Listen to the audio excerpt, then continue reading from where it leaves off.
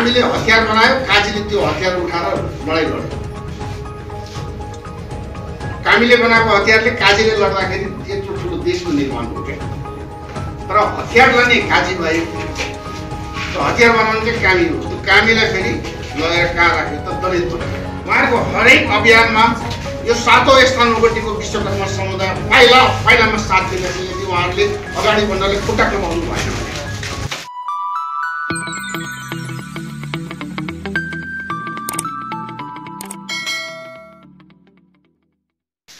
आज पहिलोचोटि यस्तो कार्यक्रममा चाहिँ आउनु पाउँदा मलाई अत्यन्तै भित्रीदेखि नै एकदमै गर्व महसुस भइरहेको छ। यहाँ सबै जात जाति, सबै भाषाभाषीको साथीहरू हुनुहुँदो रहेछ। यो ठाउँमा आएर मैले 2 शब्द बोल्न पाउँदाखेरि, आफ्ना कुराहरू राख्न पाउँदाखेरि म आफैमा मलाई एकदमै कृतज्ञता व्यक्त गर्न चाहन्छु यहाँहरूप्रति। मलाई गुरुले अस्तिदेखि नै यो कार्यक्रममा आउनु पर्ला, हजुरको उपस्थिति भए राम्रै हुन्थ्यो भनेर म सबै काम छोडेर पनि आउँछु गुरु, हजुरले भनिसकेपछि भनेको थिएँ। र मैले आएकोमा मैले आफूलाई भाग्यमानी ठानेको छु। यहाँ सबभन्दा पहिला त अब धर्मकै कुरा आउँछ होइन। अहिले विभिन्न सामाजिक सञ्जालमा धर्मले विभेद गर्यो भन्छ, तर म यो मान्नु तयार छैन, बिल्कुलै तयार छैन। धर्मले विभेद गर्ने भने सरस्वती प्रधानले विभेद गर्नै नपर्ने, उहाँ बौद्धिस्ट हुनुहुन्थ्यो, कोठा दिनु त कुनै आपत्ति थिएन। त्यस्तै मैले क्रिस्चियनहरूमा पनि विभेद अत्यन्तै विभेद।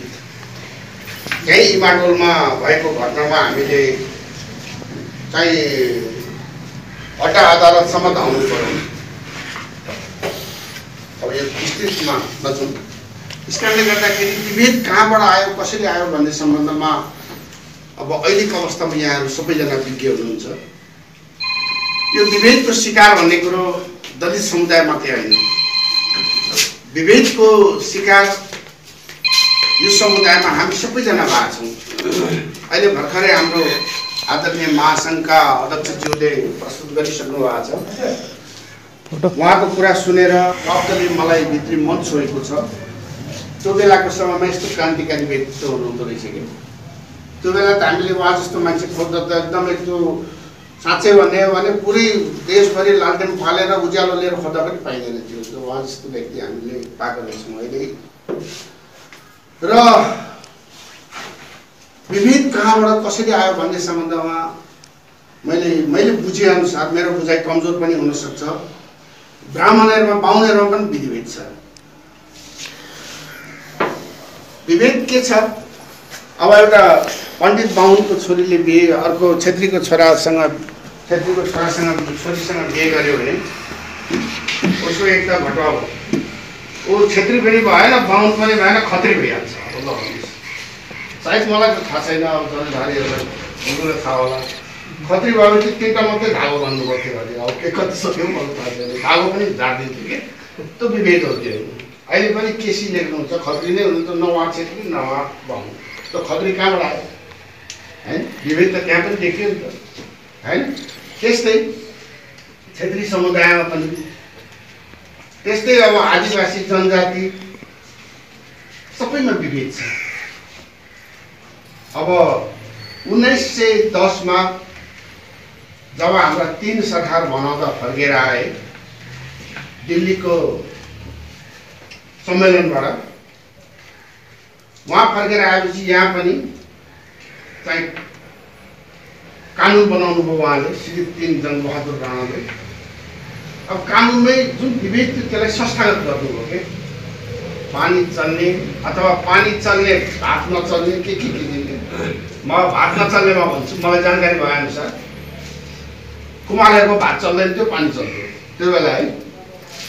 भुजेलहरूको पानी चल्थ्यो, भात चल्दैन थियो। त्यो पनि त विभेद हो नि त। पछि जब लोकतन्त्र आयो, क्लस्टर छुट्याइयो। खस, आर्य, आदिवासी जनजाति, दलित, मधेसी भनेर 4-5 वटा क्लस्टरहरू छुट्याएपछि त्यो क्लस्टरभित्र सबैले चाहे कुन सेक्टरका मान्छेहरू हुन्, नागरिकहरू हुन्, त्यहाँ गाभिने क्रम हो। त्यो गाभिने क्रममा चाहिँ अब हामी कहाँ गाभियो हामीले थाहा छैन, तर हामी चाहिँ दोस्रो तहको नागरिकमा हामी गाभियौँ। दलित समुदायहरू नेपालमा 2 किसिमका नागरिक छन्, एउटा गैर दलित नागरिक, एउटा दलित नागरिक। अब विभेदको प्रक्रियामा हेर्ने हो भने हामीमा एउटै ठुलो समस्या के छ भने छुइन्छ। मान्छेले मान्छेलाई छुइन्छ, त्यो मान्छेले पकाएको खानु हुँदैन, त्यो मान्छेको दिएको पानी खानु हुँदैन, त्यो मान्छेले मन्दिरमा ल्याउनु हुँदैन, त्यो मान्छेले सभा सम्मेलनमा लानु हुँदैन, त्यो मान्छेले भित्र लानु हुँदैन। यस्तो पनि हुन्छ। संसारमा कहीँ नभएको प्रचलन यो नेपाल र भारतमा अथवा दक्षिण एसियामा प्रचलन छ। अझ हाम्रो देशमा त पछि घुसेर आएको हो। 110 शताब्दीदेखि 170औं शताब्दीमा र 600 देखि 700 शताब्दीमा र 1300 देखि 1400 शताब्दीमा यो घुसेको हो। मुगलको राजाहरूले, इरानी मुसलमानहरूले जब हिन्दूहरूमाथि दक्षिण एसिया भारतमा राज्यमा आक्रमण गर्दाखेरि उहाँहरू भागेर यता लुक्न आएको। इभन अहिलेको शाहवंशी राजाहरू पनि लुक्न आएको। उहाँहरू लुकेर सबभन्दा पहिला कहाँ बस्नु भएको थियो भने गोर्खाको भिरकोटमा, भिरकोट भन्ने ठाउँमा लुकेर बस्नु भएको थियो। पछि लमजुङमा मगर राज्य थियो। जति राजा बनाए उति मर्ने, जति राजा बनाए उति मर्ने भएपछि मगरहरूले अब राजाकै सन्तान ल्याउनुपर्छ भनेपछि लमजुङबाट लगेर दरवेश शाहको दाइले लगेर राजगद्दी स्थापना गरेका हुन्। तर दरवेश शाहमाथि पनि विभेद हो। उनी बलिया थिए, उडन्द थिए। उनलाई लगेर तल चाहिँ खोलाको उसमा एउटा गोठमा लगेर राखियो। अनि त्यहीबाट उनले चाहिँ एउटा एकीकरण उनको भनौँ न हाम्रो पृथ्वीनारायण शाहको पुर्खाले त्यहाँदेखि सुरु गरेका हुन्। अब यहाँ सरस्वती भन्दाखेरि म त के भन्छु भने हामी विश्वकर्मा भन्छौँ। हामी विश्वकर्मा समाजका एउटा प्रतिनिधि हौँ। तर म चाहिँ विश्वकर्मा समाजभित्र हामी जुन कथित दलितभित्र पर्छौँ, कामी, दमाई, सार्की, पादी, गन्धर्व 5वटा जातिहरू छन् यो पहाडी मूलका दलितभित्र र 20वटा जाति तराई मूलका छन्। 25वटा जाति छन्। हामी 5वटा जाति चाहिँ विश्वकर्मा हौँ। विश्वकर्मा भनेको शिव, कला र जन्मजात इन्जिनियर हुनु। अब यहाँ इतिहासले के भन्छ, कसरी म्यानिपुलेट भयो त? अब म एउटा सानो उदाहरण तपाईँलाई दिन्छु। कामी र काजीको कुरा। क्या कामीले हतियार बनायो, काजीले त्यो हतियार उठाएर लडाइँ लड्यो। कामीले बनाएको हतियारले काजीले लड्दाखेरि त्यत्रो ठुलो देशको निर्माण हो। क्या तर हतियार गर्ने काजी भए, त्यो हतियार बनाउनु चाहिँ कामी हो। त्यो कामीलाई फेरि लगेर कहाँ राख्यो त? दलित बनायो। अब कामीको हिस्ट्री हेर्नुहोस्। 125 जात जाति छ नेपालमा। अहिले त 26वटा आएको छ। 125 जात जातिमा कामीहरूको 7औं स्थान हो भनेको छ। 7औं स्थान, टप 10 भित्र 7औं स्थान। अझ वास्तविक संख्या उद्घित गर्ने हो भने नेवारभन्दा माथि 6औं स्थानमा छ। विश्वकर्मादेखि तल दोस्रो स्थानमा नेवार हुनुपर्ने, नेवारदेखि माथि स्थान हुनु। तर कामी त्यही पनि 7औं स्थान ओगटेको एउटा समुदाय हो। यत्रो ठुलो समुदायलाई अब जन्मिने बित्तिकै बच्चा पीडाले कराउँछ। कराएपछि उसले आफ्नो वृद्धि विकास सुरु गर्छ। जब वृद्धि विकास सुरु गर्छ, गैर दलितहरू पढ्न लाग्छन्। गैर दलितमा पढाइ सुरु हुन्छ। विभिन्न किसिमको चाहिँ उनीहरूलाई चाहिँ दिमाग बढ्ने किसिमको ऊर्जावान कुराहरू सिकाइन्छ। तर दलित समुदायभित्र जब उसले बुझ्दै जान्छ, त्यहीबाट विभेद सुरु हुन्छ। त्यहीबाट उसँग विग्रहहरू पैदा हुँदै जान्छ। किन सँगसँगै कुच्चा खेल्छन्, सँगसँगै चाहिँ डन्डीबिउ खेल्छन्। जब तिर्खा लाग्छ पानीमा गयो, त्यो कलमा पपक मेरो छेउमा नआइज। अब त्यो बच्चाको घरमा जान त परै जान्छ। अब त्यो सानो बच्चाको मानसिकतामा कस्तो किसिमको असर पर्छ होला तपाईँहरू आफै मूल्याङ्कन गर्न सक्नुहुन्छ। र त्यस्तो तरिकाले वृद्धि विकास भएको बच्चाले फ्युचरमा के गर्न सक्छ? यदि उसले पाउने हो भने के गर्न सक्दैन? म यहाँहरूलाई अन्तिममा यसको उदाहरण प्रस्तुत गर्नेछु।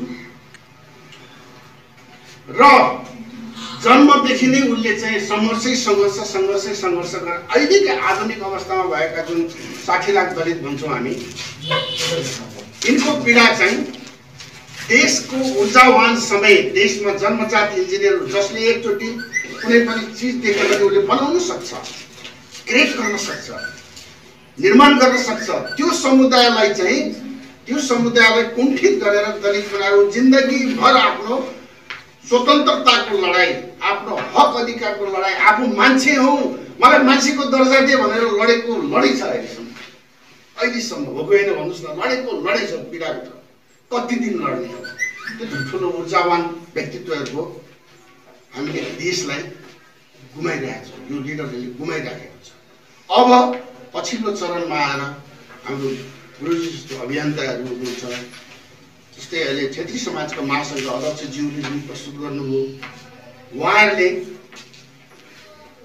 जस्तो व्यक्तित्वले धेरैले महसुस गर्नुभएको छ र होइन, यो त सामन्तहरूले लादेको एक समूहलाई दास बनाएर राख्ने, काममा मात्रै पेल्ने र आफू चाहिँ ठाडो पल्टेर चाहिँ सधैँ सबै कुराहरूमा आफै हक बोकी र सर्वैसर्व भएर चलाउने एउटा चाहिँ प्रथा हो, एउटा नियम बनाएर नियोजित ढङ्गले चाहिँ शोषण गर्दै आएको हो। र यो चाहिँ यस्तो होइन है, मान्छे हामी सबै एउटै हौँ, हामीमा मान्छेले मान्छेलाई छोयो भने छुइँदैन, हामी सबै एउटै हौँ भनेर अभियानमा लाग्नु भएको छ। उहाँहरूलाई म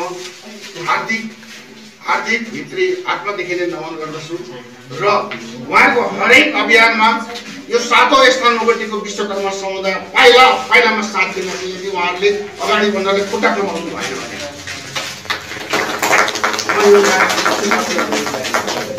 किनभने हामीले उहाँ जस्तै व्यक्तिमा आजदेखि धेरै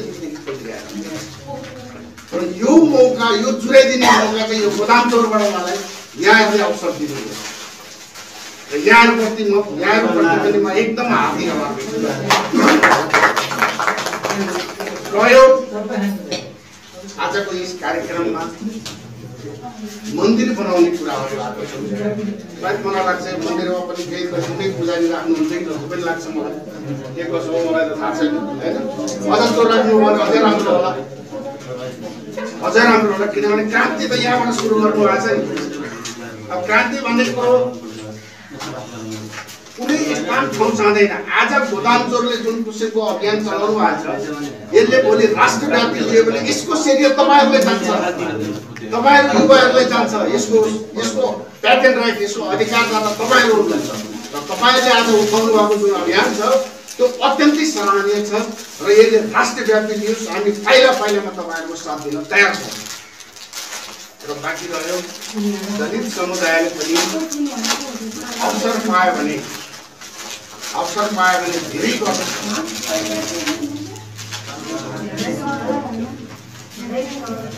धेरै गर्न सक्छ। कसरी म भन्छु भने अन्तमा तपाईँहरूले मलाई एउटा विश्वकर्मा समाजको अध्यक्षको हैसियतमा देख्नुभयो आज पहिलोचोटि, तर म के हो भन्ने कुरो पनि मैले आफ्नो परिचय म तपाईँहरू समक्ष, तपाईँहरूको जुन यसनाले मलाई यहाँ तान्यो, मायाले मलाई तान्यो र म आफ्नो परिचय पनि यहाँहरू समक्ष र अनुभव पनि केही सेयर गर्न चाहन्छु। अन्तमा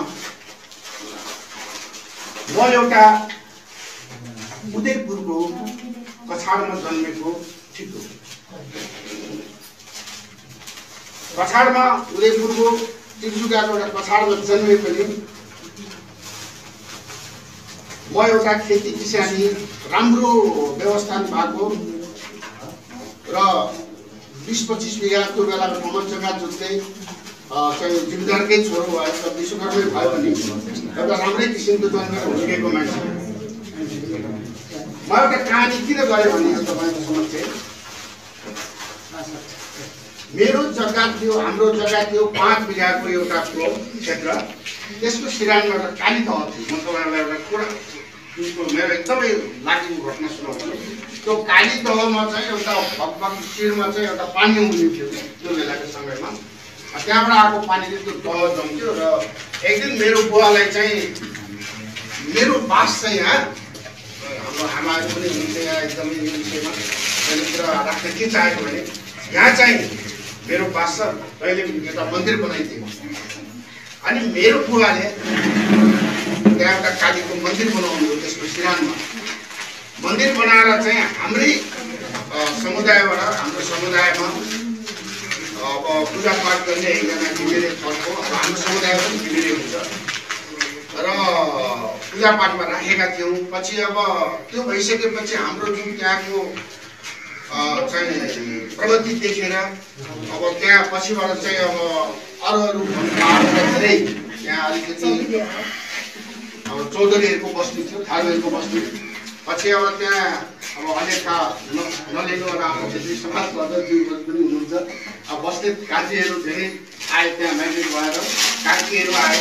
हराएपछि 2 दिन भइसक्यो खोज्दा खोज्दा गएर कहीँ नभेटेपछि लास्टमा गएर कसरी हराउनु पर्यो, भित्र सुत्नु भएको छ, चुकुर लागेको छ, झ्यालडोका खुलेको छैन, मान्छे छैन, सुतेको ठाउँबाट मान्छे छैन। अचम्मै भयो क्या त्यो बेलाको समयमा। यो लगभग 34-35 सालतिरको कुरा हो। अनि लास्टमा 2 दिन पछाडि 24 घण्टा पछाडि खोज्दै जाँदाखेरि उहाँ चाहिँ जुन ठाउँबाट त्यो कालीको मन्दिर उठाएर उहाँ सबै सोधेर ल्याउनु भएको थियो। उहाँ यो दलितले बनाएको, यो चुइन्छ, हाम्रो एरिया नै चुइन्छ भनेर।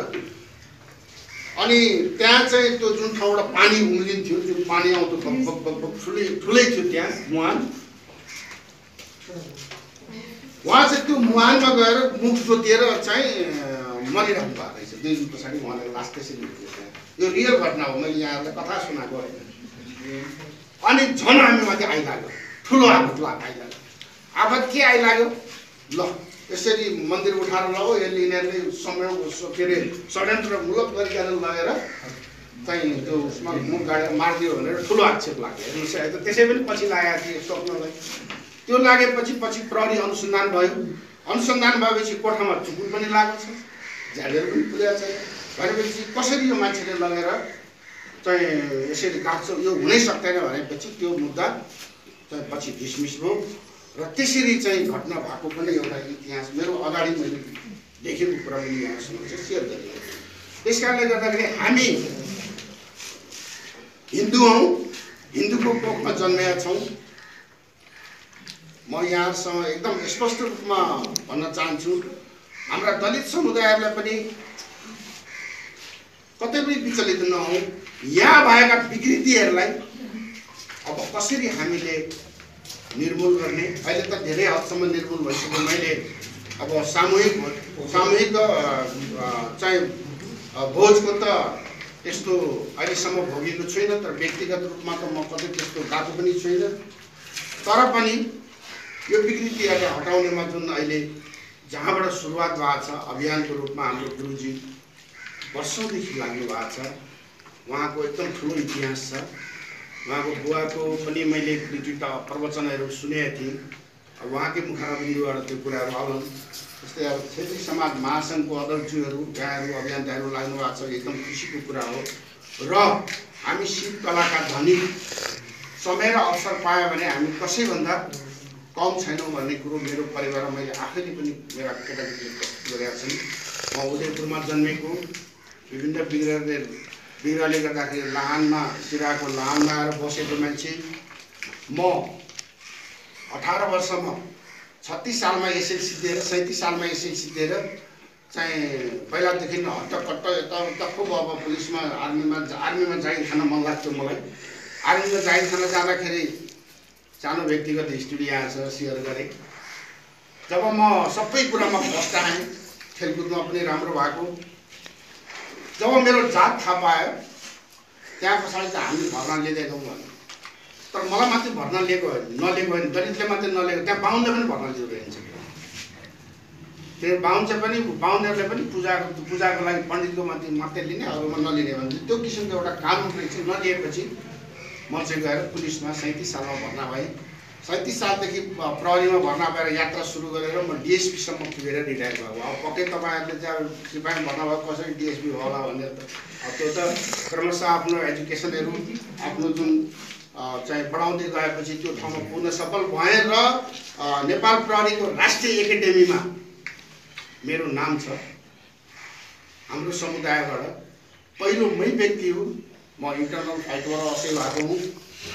फर्स्टमा नाम निकालेको, फर्स्ट 450 जना असैमा म बोर्ड फर्स्ट भएको मान्छे। अहिले पनि एकाडेमीमा मेरो नाति पनाति खनाति जोगा पनि त्यहाँ मेरो नाम देखिन्छ। त्यहाँ गोपालको सर्टिफिकेटमा भनेर मैले यो किन कुरा गरेँ यहाँहरू समक्ष भने अवसर पाएपछि हामी पनि केही गर्न सक्छौँ है भने यति मात्रै कुरा राख्नु खोजेँ। त्यस पछाडि मेरा 2टा छोरी छन्, एउटा छोरा छ। जब 63 सालमा मधेसी भाइलेन्स भयो, त्यहाँबाट चाहिँ म माइग्रेट भएर काठमाडौँ आएर 64 सालदेखि म पेप्सी खोला काठमाडौँ महानगरपालिका वार्ड नम्बर 32 मा 3टा भोट खसाइसकेँ त्यहीँ। र त्यहीँबाट मेरो चाहिँ अहिले काठमाडौँकै प्रोपर काठमाडौँमै हामी बसिरहेका छौँ।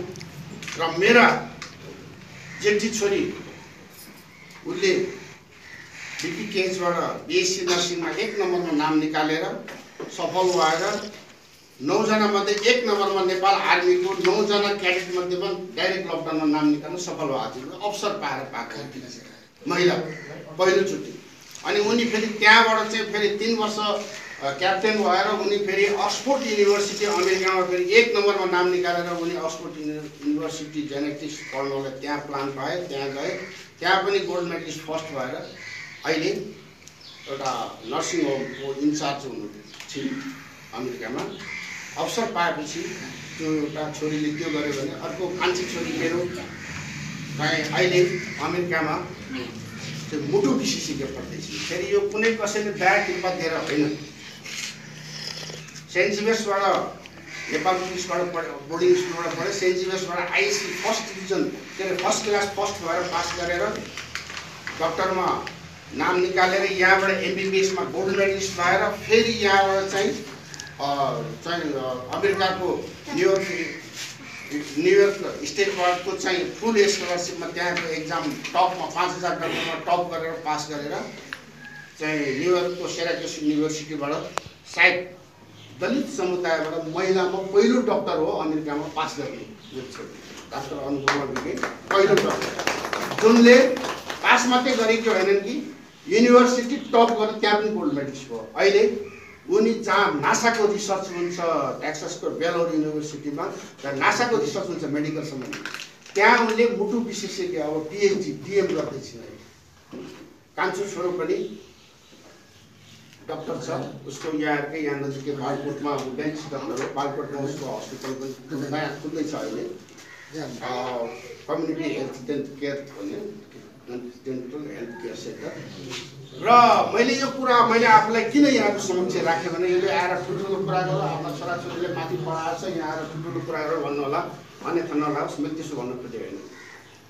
अवसर पायो भने हाम्रा छोराछोरीले पनि केही गर्छन्, त्यो अवसर हामीले दिन सक्नुपर्छ भन्ने सन्देश मात्रै दिएको यहाँ। त्यस कारणले गर्दाखेरि एउटा 30 वर्षको इतिहास स्पष्टीकरण पनि नखाइकन त्यो ठाउँमा सङ्घर्ष गरेर नेपाल सरकारको एउटा उपसचिव रिटायर भएर जब 67 सालदेखि म यो अभियानमा लागेको छु।